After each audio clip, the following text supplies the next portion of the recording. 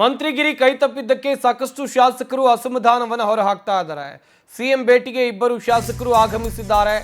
ಶಾಸಕರಾದ ಬೇಳೂರು ಗೋಪಾಲಕೃಷ್ಣ, ಅಪ್ಪಾಜಿ ನಾಡಗೌಡ ಮುಖ್ಯಮಂತ್ರಿಗಳ ನಿವಾಸಕ್ಕೆ ಬಂದಿದ್ದಾರೆ ಎನ್ನುವ ಮಾಹಿತಿ ಇದೆ.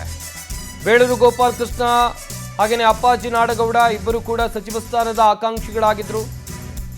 ಸಿಎಂ ಡಿಕೆ ಶಿವಕುಮಾರ್ ಅವರ ನಿವಾಸಕ್ಕೆ ಸಾಗರ ವಿಧಾನಸಭಾ ಕ್ಷೇತ್ರದ ಎಂಎಲ್ಎ ಬಂದಿದ್ದಾರೆ. ಇವತ್ತು ರಾಜೀನಾಮೆ ಕೊಡ್ತೇನೆ ಅಂತ ಗೋಪಾಲಕೃಷ್ಣ ಹೇಳಿಕೆಯನ್ನ ಕೊಟ್ಟಿದ್ರು. ಜೊತೆಗೆ ಅಪ್ಪಾಜಿ ನಾಡಗೌಡ ಕೂಡ ಅದೇ ಹೇಳಿಕೆಯನ್ನ ಕೊಟ್ಟಿದ್ರು. ಬೇಳೂರು ಜೊತೆಗೆ ಸಿಎಂ ಡಿಕೆಶಿ ಮಾತುಕತೆಯನ್ನ ನಡೆಸ್ತಾ ಇದ್ದಾರೆ. ರಾಜೀನಾಮೆ ನಿರ್ಧಾರಕ್ಕೆ ಬೇಳೂರು ಬದ್ಧವೋ ಅಥವಾ ಮನವೊಲಿಕೆ ಆಗುತ್ತಾ ಸದ್ಯಕ್ಕಿರುವಂತ ಪ್ರಶ್ನೆ. ಒಟ್ಟಿನಲ್ಲಿ ಅಸಮಾಧಾನಿತರನ್ನ ಮನವೊಲಿಸುವಂತ ಕೆಲಸ ಮುಖ್ಯಮಂತ್ರಿ ಡಿಕೆ ಶಿವಕುಮಾರ್ ಅವರ ಕಡೆಯಿಂದ ಆಗಬೇಕಿದೆ.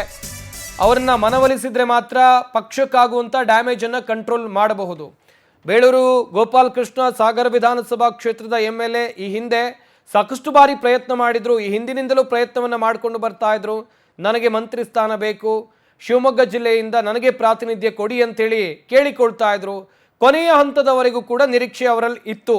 ಆದರೆ ಈಗ ಸಚಿವ ಸ್ಥಾನ ಕೈತಪ್ಪಿದೆ. ನಿನ್ನೆ ಬಂದಂಥ ಪಟ್ಟಿಯಲ್ಲಿ ಅವರ ಹೆಸರು ಇರಲಿಲ್ಲ.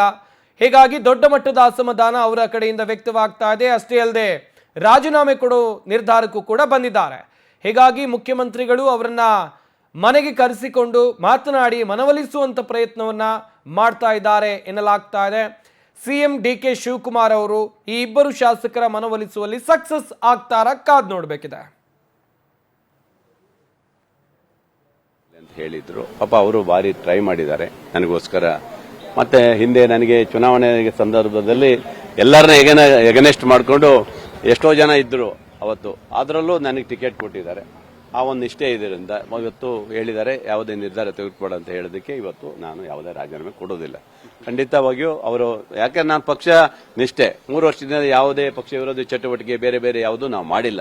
ವಿರೋಧ ಪಕ್ಷದವರಿಗೆ ಯಾವ ರೀತಿ ಎದುರಿಸಬೇಕೋ ಅದೆಲ್ಲ ಮಾಡಿದ್ದೀವಿ ನಾವು. ಹಾಗಾಗಿ ನಾನು ಒಂದೇ ಅಷ್ಟೇ, ಮುಂದೆ ಬರುವಂತ ಇದರಲ್ಲಿ ಮುಖ್ಯಮಂತ್ರಿಗೆ ಬಲವಾಗಿ ನಿಂತ್ಕೋಬೇಕು. ಅವರ ನೇತೃತ್ವದಲ್ಲಿ ಮುಂದಿನ ಸರ್ಕಾರ ಬರಬೇಕು. ಅದಕ್ಕೋಸ್ಕರ ನಿರ್ಧಾರ ತೆಗೆದುಕೊಂಡಿದ್ದೀವಿ. ಯಾವುದೇ ಕಾರಣಕ್ಕೂ ರಾಜೀನಾಮೆ ಕೊಡೋದಿಲ್ಲ. ನಮ್ಮ ಕಾರ್ಯಕರ್ತರಿಗೆ ಹೇಳಿದ್ದೀನಿ, ನೀವು ರಾಜೀನಾಮೆ ಕೊಡಬೇಡಿ, ಮುಂದೆ ಪಕ್ಷ ಸಂಘಟನೆ ಮಾಡೋಣ ಅಂತ ಹೇಳಿದ್ದೀನಿ. ಸಿಎಂ ಏನಾದ್ರು ಮಹತ್ವದ ಭರವಸೆ ಏನಾದ್ರು ನಿಮ್ಗೆ ಕೊಟ್ಟಿದ್ದಾರೆ ಸರ್? ಅದೇನು ಹೇಳಿಲ್ಲ. ನಾನು ಮುಖ್ಯಮಂತ್ರಿಗಳು ಇದೀನಿ ಕಣೋ, ನಿನ್ಗೆ ಯಾಕೆ ಹೆದರ್ತೀಯ ಅಂತ ಹೇಳಿದ್ದಾರೆ. ಅಷ್ಟು ಬಿಟ್ರೆ ಬೇರೆಯಿಂದ ಯಾವ್ದಾದ್ರು ಸಿಕ್ಕತ್ತಲ್ಲ, ಇದು ಬಿಟ್ರೆ ಅದು ಮತ್ತೇನು ಹೇಳಿಲ್ಲ.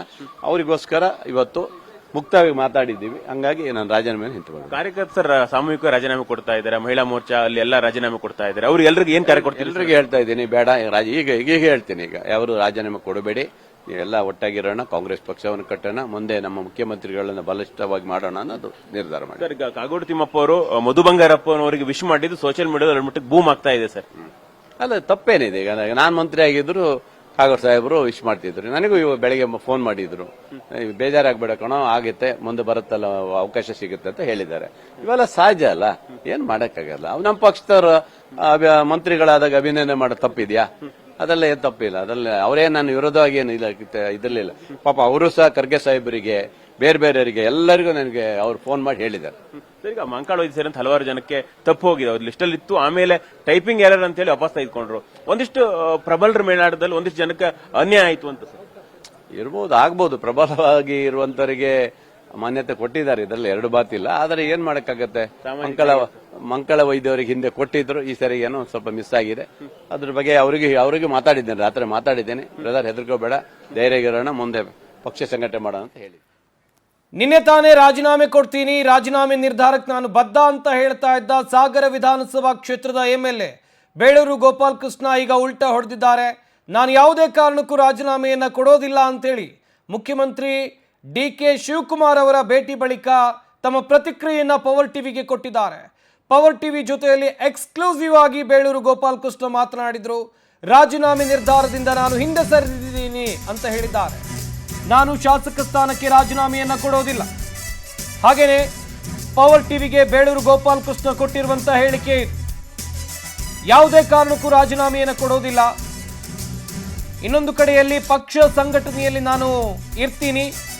ಸಿಎಂ ಭೇಟಿ ಬಳಿಕ ಸಾಗರ ವಿಧಾನಸಭಾ ಕ್ಷೇತ್ರದ ಎಂಎಲ್ಎ ಬೇಳೂರು ಗೋಪಾಲಕೃಷ್ಣ ಕೊಟ್ಟಿರುವಂತಹ ಹೇಳಿಕೆ. ನನ್ನ ಕಾರ್ಯಕರ್ತರು ಕೂಡ ರಾಜೀನಾಮೆಯನ್ನ ಕೊಡಬೇಡಿ. ಅವರ ಕ್ಷೇತ್ರದಲ್ಲಿ ದೊಡ್ಡ ಗಲಾಟೆಯೇ ಇದ್ದಿತ್ತು. ಕಾಗೋಡು ತಿಮ್ಮಪ್ಪ ಫೋನ್ ಮಾಡಿ ಬುದ್ಧಿ ಹೇಳಿದ್ರು. ಹಾಗೇನೆ ರಾಜೀನಾಮೆ ಕೊಡಬೇಡ ಕಣೋ ಅಂತ ಹೇಳಿದ್ದಾರೆ. ಈ ರೀತಿಯಾಗಿ ಬೇಳೂರು ಗೋಪಾಲಕೃಷ್ಣ ಹೇಳಿಕೆಯನ್ನ ಕೊಟ್ಟಿದ್ದಾರೆ. ಯಾವುದೇ ಕಾರಣಕ್ಕೂ ನಾನು ರಿಸೈನ್ ಮಾಡೋದಿಲ್ಲ ಅಂತ ಪವರ್ ಟಿವಿಗೆ ಸಾಗರ ಶಾಸಕ ಬೇಳೂರು ಗೋಪಾಲಕೃಷ್ಣ ಎಕ್ಸ್ಕ್ಲೂಸಿವ್ ಹೇಳಿಕೆಯನ್ನ ಕೊಟ್ಟಿರೋದು. ಮುಖ್ಯಮಂತ್ರಿಗಳನ್ನ ಭೇಟಿಯಾಗಿ ಬಂದ್ರು. ಭೇಟಿ ಆಗಿ ಹೊರಗೆ ಬರ್ತಾ ಇದ್ದಂತೆ ಪವರ್ ಟಿವಿ ಜೊತೆಯಲ್ಲಿ ಸಾಗರ ವಿಧಾನಸಭಾ ಕ್ಷೇತ್ರದ MLA ಮಾತನಾಡಿದ್ರು. ನಾನು ರಾಜೀನಾಮೆ ಕೊಡೋದಿಲ್ಲ ಅಂತ ಹೇಳಿದ್ದಾರೆ.